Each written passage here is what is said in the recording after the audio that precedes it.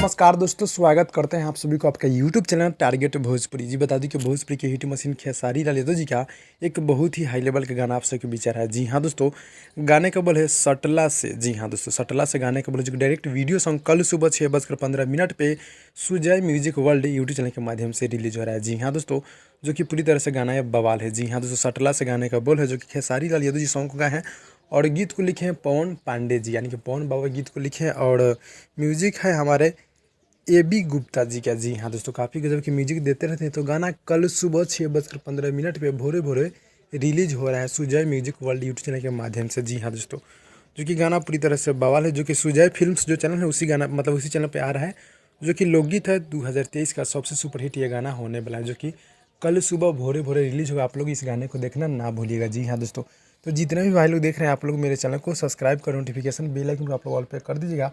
और ये गाना कल सुबह 6:15 पे सुजय फिल्म से ये गाना रिलीज हो रहा है। जी हाँ दोस्तों, सुजय फिल्म्स कंपनी के नाम है। आप लोग इस गाने को देखिएगा और ढेर सारा प्यार आशीर्वाद दीजिएगा। जी हाँ दोस्तों, गाना पूरी तरह से बवाल है और तनु श्री जी फिट वीडियो फिट में है, जो कि पूरी तरह से गजब बवाल है। जी हाँ दोस्तों, तो फाइल को मिलते हैं अगली वीडियो में, तब तक के लिए धन्यवाद।